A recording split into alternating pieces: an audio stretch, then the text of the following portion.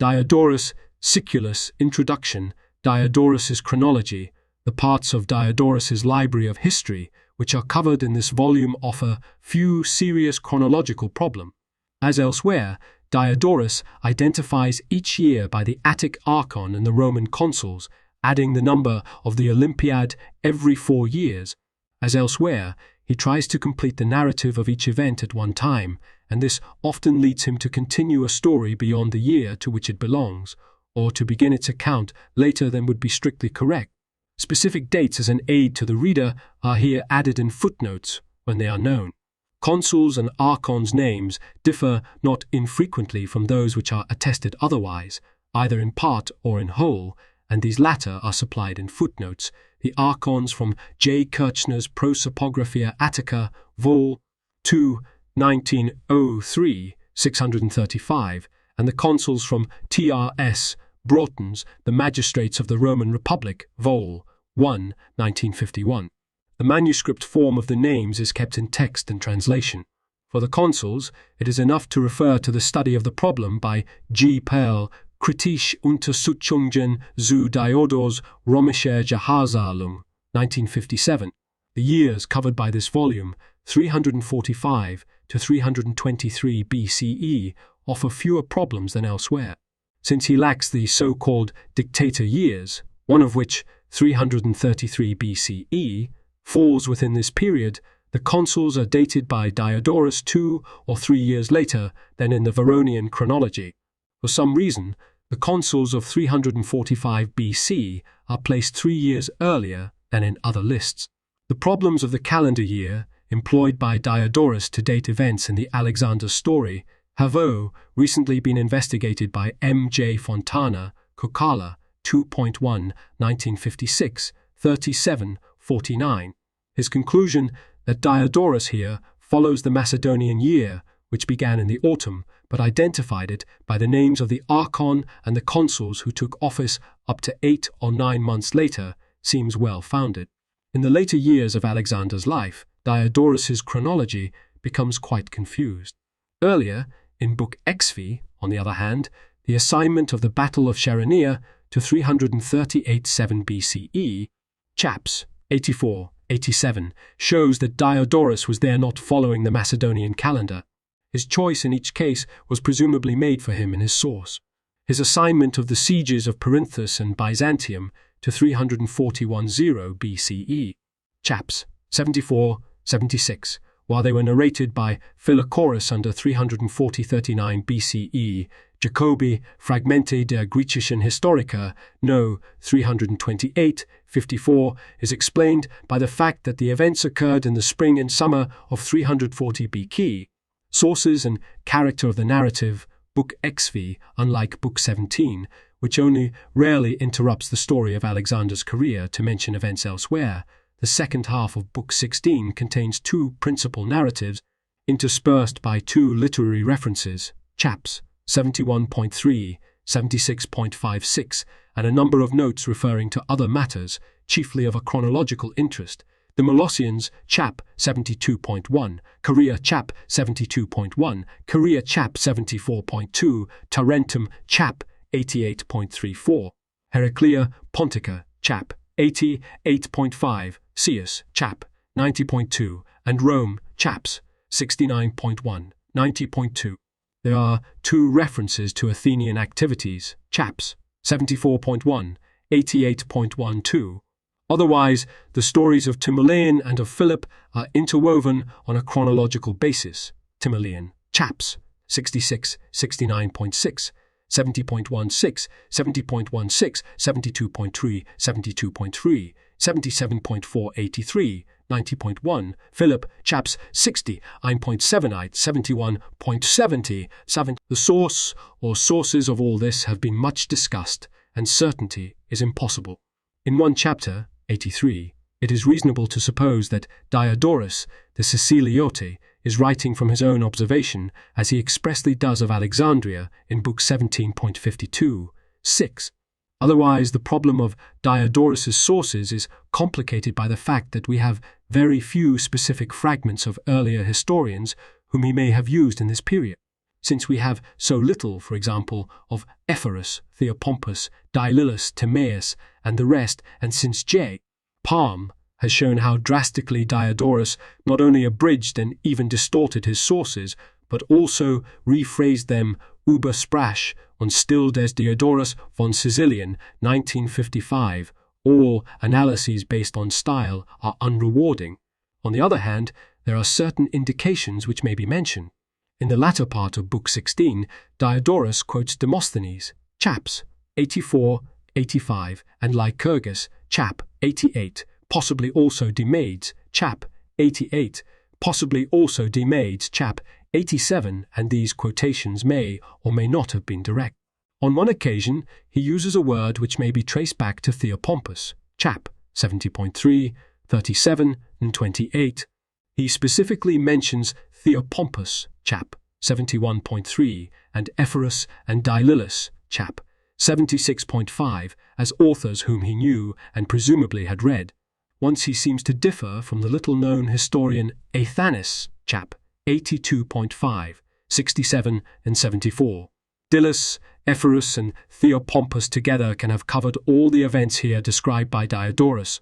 I do not feel, with most of the commentators, that chap 71.3 means that Theopompus dealt with no Sicilian events later than the expulsion of Dionysius. He merely did not devote any books exclusively to the area after Book 43.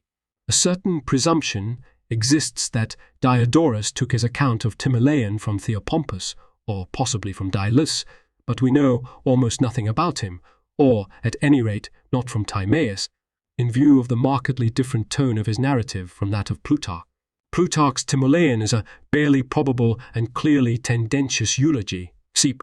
A. Schwartz, Real Encyclopediae, 5, 1905, 687, and especially the analysis of H. D. Westlake, Timoleon, and his relation with tyrants, 1951. Diodorus, on the other hand, while laudatory, is generally credible. If Plutarch's account goes back to Timaeus, as is very likely in view of that writer's great partiality for Timoleon, Polybius, Book 12, cp. Jacobi, Op. Cit. No. 566. R. Lecoeur, Real Encyclopediae, and 11, 1936, 1156, 1156, 1162. T. S. Brown, Timaeus of Tauromenium, 1958. Then Diodorus must have drawn on another source. In the case of Philip, the only specific evidence we have is that, in contrast with the situation in Book 17, the story of Diodorus differs sharply from that of Trogus Justin. Diodorus's account of Philip is generally favorable.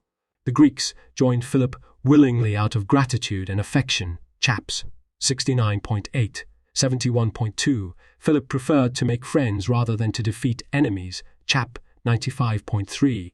In Justin, on the other hand, Philip is wily and treacherous. I make no suggestion as to the source of Justin, but it is not unreasonable to suppose that Diodorus's portrait is taken from Theopompus. It is true that the preserved fragments of the Philippic history do not give a rounded picture of Philip. Many of them are concerned with his conviviality or depravity, depending on how you look at it. Theopompus was evidently interested in stories of the festive life in general, and so was Athenaeus, through whose agency most of these reports have been preserved. Drinking and conjoined activities were a Macedonian pleasure. We see this also in the case of Alexander. In Diodorus, however, this is all controlled and made serviceable to Philip's political ends, as in the celebration following the victory of Chaeronea, chap 87, and in the wedding of Cleopatra, chap 91. Essentially, the same balance appears in Theopompus. Note especially Jacobi, Op. Cit. No. 115, f. 162. We may remember Theopompus's critical attitude toward Demosthenes, as reported in Plutarch, Demosthenes, 13.1, 25, 26. This strongly suggests a favorable attitude towards Philip. As to the narrative, in the second part of Book 16 in general, Diodorus displays the unevenness for which he is well known. He indulges in vague generalities and often fails to get things quite right. On the other hand, he is capable of writing, or of repeating, dramatic and exciting stories. His account of the siege of Perinthus, chaps. 74-76, of the Battle of the Crimisus, chaps. 79-80, of Charonaea, chaps. 84-87, and of the death of Philip, chaps. 91-95, are good reading. 95 are good reading. All the more because in all but the second instance they are our only surviving account of these events. Diodorus is interested in the operations of fortune and the reverses which that deity could produce, chap. 70.2, and he is piously delighted when sacrilegious men meet their just deserts, chaps. 78, 79.1, 82.1, 82.1. We may be grateful that he has been preserved. Sources and character of the narrative book XVIII Diodorus does not name his source or sources in the Alexander history, nor does he anywhere cite any of the historians of Alexander, except in Book 2.73, where Cleitarchus is quoted as his authority for the size of Babylon. Ptolemy, the future king and Arrian's principal source, is mentioned only as an actor in the story. Diodorus does not even give in a literary note information about historians who dealt with the period, as he does frequently elsewhere. For example, in Book 16.71, 3 and 76.5. Once he refers to his own observation in Alexandria and what was told him of the city and the country during his visit to Egypt, chap. 52.6. Otherwise, he tells a factual story on his own responsibility, rarely inserting an "it is said" or "they say" in support of a specific statement, chaps. 4.8, 85.2, 92.1, 110.7, 110.7, 110.5, 110.1. Twice he introduces an item with the words "as some have written," in one case, chap. 73.4, certainly, in the other, chap. 65.5, probably, to give a variant version. The language of the latter instance is confused in a way which elsewhere is most naturally explained as due to Diodorus's careless abridgment of his source. Our knowledge of the career of Alexander the Great is based primarily upon the surviving accounts of Diodorus, Quintus Curtius, Plutarch, and Arrian, and upon the excerpts of Pompeius Trogus made by Justin. The earliest of these belongs to the period of Augustus. Behind them lie the narrators of the early Hellenistic period, the fragments of whose histories have been collected by Jacobi and translated by Robinson. Ever since the beginning of modern scholarship, commentators have been busy with the problem posed by these relationships in the attempt to provide a scientific basis for reconstructing the personality and the accomplishments of the great Macedonian.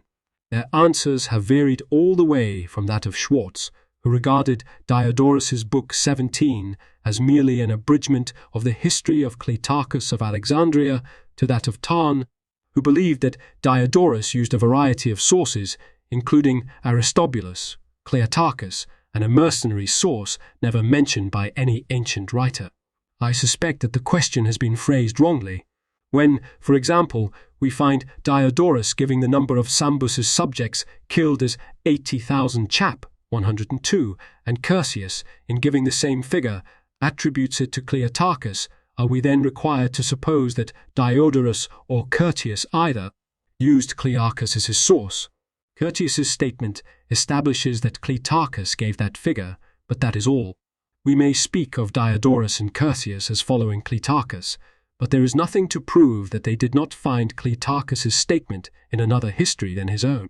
It was the custom for abridgers and compilators in antiquity to pass on such comments in their sources, even when these were not precisely applicable to their own text. Completeness in these matters is impossible to attain, but I may list instances which I have observed where Diodorus follows one or another of the primary historians of Alexander. The evidence is given below in notes on the relative passages. Crows guided Alexander on the road to Siwa, chap. 49, Callisthenes and Aristobulus. The meaning of the oracle of Ammon was conveyed by nods and signs, chap. 50, Callisthenes. Alexandria was founded after Alexander's return from Siwa, chap. 52, Aristobulus. Thayer incited Alexander to burn Persepolis, chap. 72, Cleitarchus.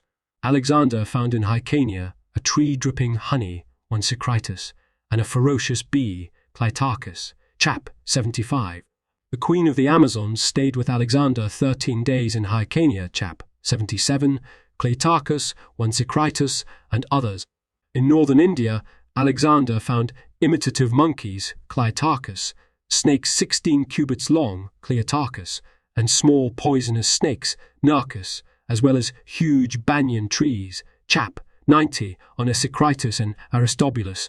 Alexander found the Adrestians practicing sati and the subjects of Sophithes admiring human beauty, Chap. 91, Onesicritus. Alexander killed 80,000 subjects of Sambos, Chap. 102, Cleitarchus. The Oreatae exposed their dead, Onesicritus, and the Gedrosians let their fingernails grow long, Cleitarchus, and built their houses out of whales' ribs, Nearchus, all Chap. 105. Alexander celebrated his own and Nearchus's safe completion of the journey from India, Chap. 106, somewhat variously in Nearchus and Onesicritus. Nearchus reported whales frightened by noise, Chap. 106, Nearchus. Harpalus kept various mistresses, Chap. 108, Cleitarchus and Theopompus. This is evidently not the material from which statistics are built, but it may be noted that Diodorus follows Cleitarchus 8 times, Onesicritus 6 times, Narcus and Aristobulus 3 times each, and Callisthenes twice. No one has ever supposed that Diodorus wrote in such an eclectic fashion, even if we were to believe that he would have dissembled his erudition by failing to mention it. Evidently, these attributions are of different sorts. From Aristobulus and Callisthenes came a basic narrative, from Nearchus details of his own voyage and Indian experiences, and from Cleitarchus and Onesicritus various curiosity. Since all of these authors wrote systematic histories, it is clear that they all must have told much the same story, differing in detail. Perhaps the later of them referred by name to their predecessors. Diodorus can be best supposed to have followed a single manuscript which contained all of this material. Little more can be asserted positively, in view of our lack of certainty as to Diodorus's method of work in general.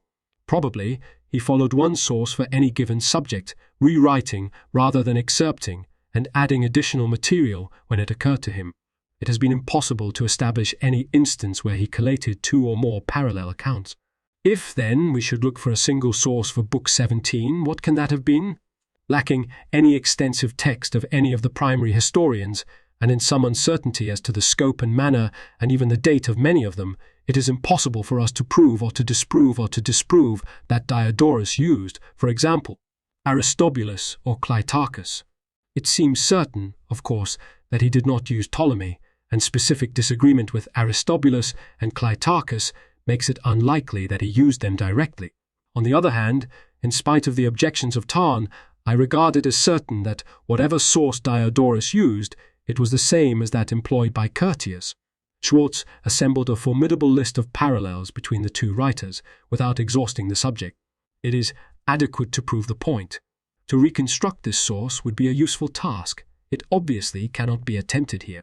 Both Diodorus and Curtius give much which the other lacks, and certainly add much of their own, especially Curtius. The long speeches with which his narrative abounds may be his own composition.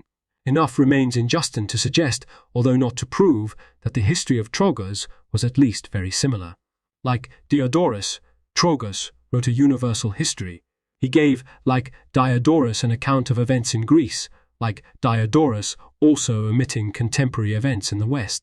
It was long ago suggested that Diodorus's source was a general history, and Wattsmouth's suggestion of Dilillus of Athens, although rejected by Jacobi, would seem to fit well enough, although we know very little of Dilillus. Fontana suggests that the source was Duris of Samos, but again, we know very little of Duris. Both are mentioned in Book 21.56 as if still used. Is it, on the other hand, possible that Diodorus used Trogus? For Curtius, writing in the Flavian period, there is no chronological problem, but Diodorus and Trogus were contemporaries, writing under Augustus, and we have no way of knowing which was the earlier. This is, in fact, the conclusion of Seal Op. Cit., especially 416, as I discovered after I had found myself moving inevitably in the same direction. It is true that Diodorus did not use Trogus in Book 16, above 4, but the 3 writers worked in Rome and must have been known to each other. Trogus used Greek sources and wrote in Latin, a language with which Diodorus was familiar, Book 1.44. Curtius also wrote in Latin. If Diodorus and Curtius had used Trogus, they had reason enough not to say so. Ancient historians did not like to cite secondary sources by name, and in the case of Diodorus, the admission that he followed the narrative of a contemporary would be a confession of plagiarism, only slightly mitigated by the fact that his source was a Gaul who wrote for Romans while he was a Sicilian who wrote for Greeks. In any event, the account of Diodorus is of interest and importance, although his conventional style of writing and his carelessness in abridgment often deprive him of the clarity and dramatic effect for which he aimed. His expression is turgid and labored. True to his principles expressed in his introduction, Book 1.15, he administers praise and blame and attempts to edify, calling attention to the reversals inflicted by fortune. This has been thought to have a stoic tone, but his enthusiasm as a narrator is called forth by valiant deeds of war, battles, and sieges. This leads to a somewhat stereotyped pattern of engagement, combat with fluctuating success and disengagement, and makes one suspect both that historical details have been blurred and that extraneous rhetorical material has been introduced. Nevertheless, in more than one instance, Diodorus preserves specific and statistical information which we should otherwise lack. Without attempting completeness, I may list some of the incidents told by Diodorus which are lacking in the other preserved historians. 1. The removal of Attalus, chaps. 2. 5. 2. Description of Mit, Ida, and of Memnon's campaign Troad, chap. 7. 3. Appeal to Alexander by Antipater and Parmenion to beget an heir before crossing over to Asia, chap. 16. 4. Detailed figures of Alexander's army, chap. 17. 5. The fallen statue of Ariobarzanes, chap. 17. 6. The Persian order of battle at the Granicus, chap. 19. 7. Dispatch of Memnon's wife to the great king, chap. 23. 8. Exploits of Ephialtes and Thrasybulus at Halicarnassus, chap. 25. 9. Suicide of the Marmars, chap. 28. 10. Alexander's substitution of the forged letter from the great king, chap. 39. 11. Mechanisms of attack and defense at Thayer, chap. 43. 12. Description of Alexandria, chap. 52. 13. Revolt of Memnon in Thrace, chap. 62. 14. Reorganization of the army, chap. 65. 15. Transport of fruit from the country of the XVIII to Babylon, chap. 67. 16. Description of Persepolis, chap. 71. 17. The institution of Sati, chap. 91. 18. Description of Ecbatana, chap. 110. 19. Description of Hephaestion's funeral pyre, chap. 115.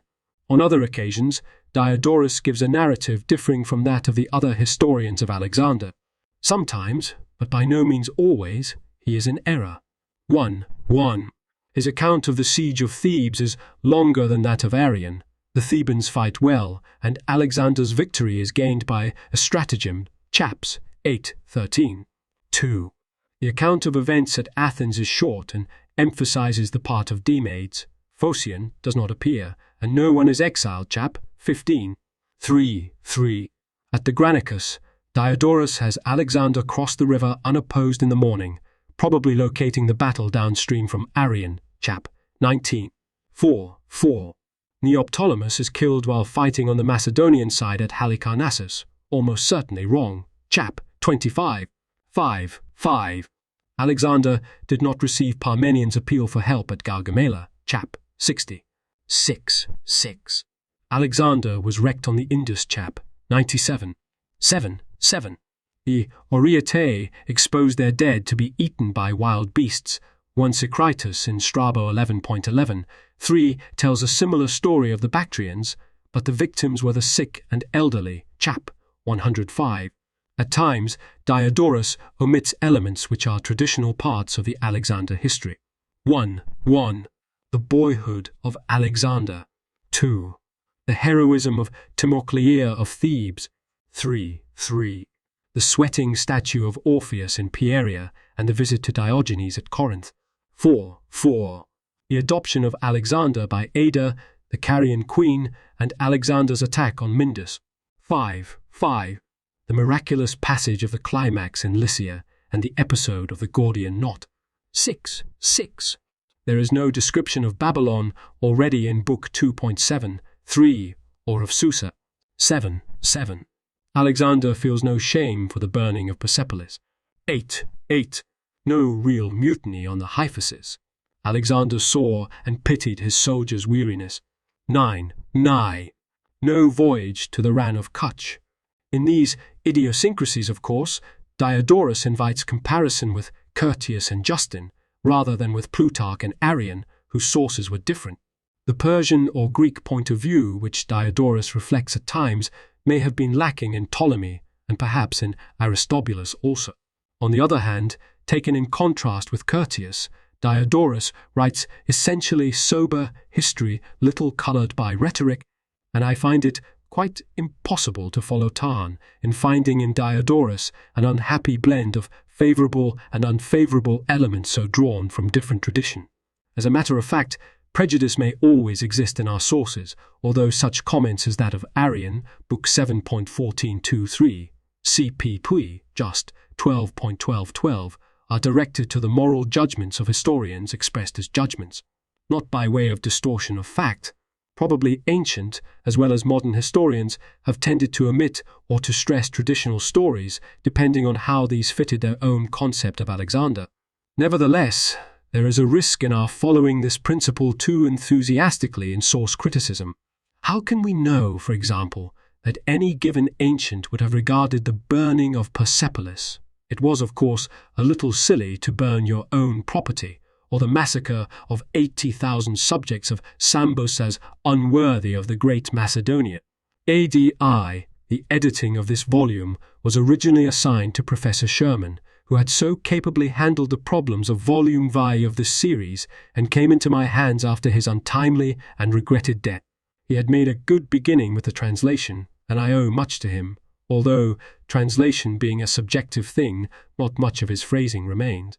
I thank Mrs. Martinet, Peacock, for her meticulous care in typing my manuscript. For the manuscripts of these books, I may refer to the notes in the previous volumes of this series. My text is essentially that of C.E. Fisher and the Tubner, and I have made no independent collation of the readings.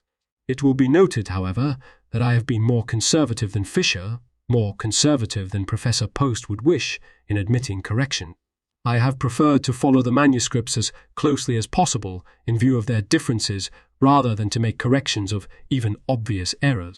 The impression which others have formed of Diodorus's often careless method of abridgment of his sources leads me to suspect that these errors are as likely to be due to Diodorus himself as to copiers, and in any given instance it is difficult if not impossible to determine the responsibility. Preferable readings and corrections will be found in the notes. The footnotes appended to the translation are intended to furnish material of use to a general reader interested in this period of classical antiquity, and also, especially in the Alexander story, to provide a guide to the parallel accounts of other ancient writers. In editing Diodorus, it is impossible to attempt the harmony of the Alexander historians, for which we look confidently to Professor C.A.A. Robinson, Jr. In pointing out, however, the close parallelism which exists between the narratives of Diodorus, Curtius, and Justin, in contrast, especially with that of Arrian, I have intended to furnish documentation of my thesis of a common origin of these three, mentioned earlier in this introduction. The Loeb editor's notes. 1. The chronological system, followed by the Marmor Parium, is somewhat different and seems to have no bearing on the tradition of Diodorus. Tip. Jacobi, Fragmente der Griechischen Historiker, No. 239, B18, and Jacobi's commentary, Pepys 198, 702, 2 Key P. Further, the useful studies of the sources of Book 16 by P. Treves, Treves, Annali della R. Scuola Normale Superiore di Pisa, Letter Storia e Filosofia, 2.6 1937, 2.6 1937, 255, 279, and N.G.L. Hammond, Classical Quarterly, 31, 1903. The only direct quotation, chap 4.8, is from Aeschines, and as with that from Demosthenes in Book 16, the quotation probably occurred in his immediate source. Or these instances are listed by W. W. Tarn, Alexander the Great, Vol. 2, 1948, 63, Note 5. There is also the mention of the Caucasus, which some call Mit Parapanesus, chap 83.1. Diodorus visited Egypt in 6056 BCE, Book 1.44, 1, 46.7. 5 Jacobi, Fragmente der Griechischen Historiker, Nos. 117, 153, C.A.A. Robinson, Jr., The History of Alexander the Great, Vol. 1, Providence, 1953. C. Addenda. 6e. Schwartz, Real Encyclopædiae, 5, 1905, Col. 682, 684, Tarn, Alexander the Great, 63, 91. For criticisms of Tarn's analysis, key. T.S. Brown, American Journal of Philology, 71, 1950, 134, 155, 155, 155, 155, 155, 190, Seal Pompey Trogi Fragmenta, 1956, 84, 11956, 84, 107 Kurt Watsmuth, Über das Geschichtswerk des Siculioten Diodorus, Vol. 2, Leipzig, 1892, Pap 36. R. Lecoeur, Hermes, 86, 1958, 257, 290, thinks that Diodorus used little but scissors and paste. 8. Plutarch, Alexander, Sect. 46 is our source.